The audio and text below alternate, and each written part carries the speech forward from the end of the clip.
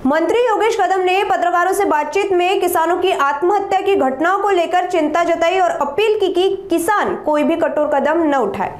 उन्होंने भरोसा दिलाया कि सरकार पूरी तरह किसानों के साथ खड़ी है और मुख्यमंत्री जल्द ही आर्थिक सहायता पर फैसला लेंगे।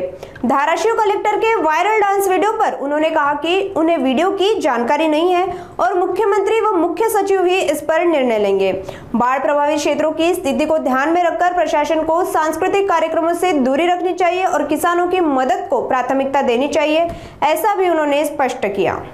बघा, 2 दिवसापूर्वी मी सोलापूर जिल्ह्यामधील मोहोळ तालुका असेल, माढा असेल, करमाळा या तालुक्याच्या दौऱ्यांवरती होतो। काल लातूर जिल्ह्यामधील 5-6 तालुक्यामध्ये मी दौरे केले आणि नक्कीच परिस्थिती अतिशय भीषण आहे। अतिवृष्टीमुळे आणि काही ठिकाणी पूरग्रस्त परिस्थितीमुळे शेतकऱ्यांचे प्रचंड नुकसान झालेलं आहे। माननीय मुख्यमंत्री महोदय असतील, दोन्ही आमचे उपमुख्यमंत्री महोदय ऑन फील्ड होते, शेताच्या बांधावरती जाऊन त्यांनी देखील परिस्थितीची पाहणी केलेली आहे।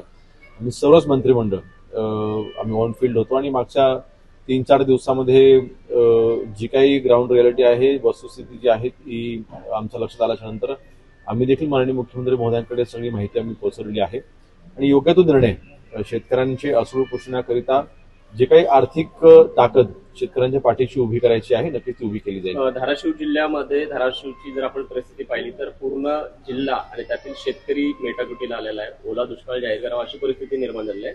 मात्र दुसऱ्या बाजूला धाराशिवचे जे जिल्हाधिकारी आहेत त्यांचा डान्स करतानाचा एक व्हिडिओ व्हायरल होतोय, त्यांच्यावर कुठली कारवाई होईल?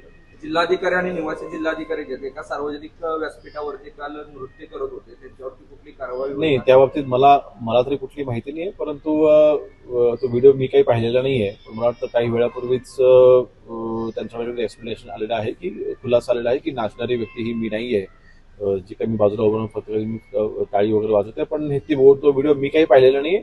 परंतु या बाबतीत नक्कीच माननीय मुख्यमंत्री महोदयांचे ते अधिकार आहेत आणि मुख्य सचिव आहेत त्यांचे ते अधिकार आहेत, त्याबाबतीत ते योग्य निर्णय घेतील। साहेब, महाराष्ट्राचा सांस्कृतिक महोत्सव होतोय, राज्याकडे एकीकडे पूरजन्य परिस्थिती आहे, अशा परिस्थितीत सांस्कृतिक महोत्सव घेणं कितपत गरजेचं आहे? त्याच्यावर करोडो रुपये खर्च करणं कितपत? नाही, मला त्याची खरोखरच कल्पना नाहीये, परंतु नक्कीच अशा गोष्टी टाळायला हव्या होत्या, कारण ह्या परिस्थितीमध्ये शेतकऱ्यांना मदत करण्याचं प्राधान्य हे प्रशासनाचं असलं पाहिजे आणि शेतकरी संकटामध्ये असताना त्यांना त्यांच्यामध्ये कसं बाहेर काढता येईल ह्याकरता प्रशासनाने लक्ष दिलं पाहिजे। त्यामुळे कुठलं दुमतच नाही, परंतु ह्या प्रकरणाची मला कुठली माहिती नाही, परंतु असा कुठला प्रकार घडला असता नक्कीच ते नको व्हायला हवं होतं, अवॉइड करता आलं असतं। साहेब, बार्शी तालुक्यातील 2 शेतकऱ्यांनी जे आहे आत्महत्या केलेली आहे आणि पाथरी गावात जे आहे पूरबाधित जे गाव आहे तिथं सर्पदंशाने एका शेतकऱ्याचा मृत्यू झालेला आहे, त्यांना काय आर्थिक मदत करणार आहे का सर? नाही, बघा, जे काही संकट ओढावलेलं आहे आम्ही पुन्हा एकदा आपल्या माध्यमातून देखील सगळ्या शेतकऱ्यांना विनंती करू, आपण टोकाचं पाऊल कृपया करून उचलू नका।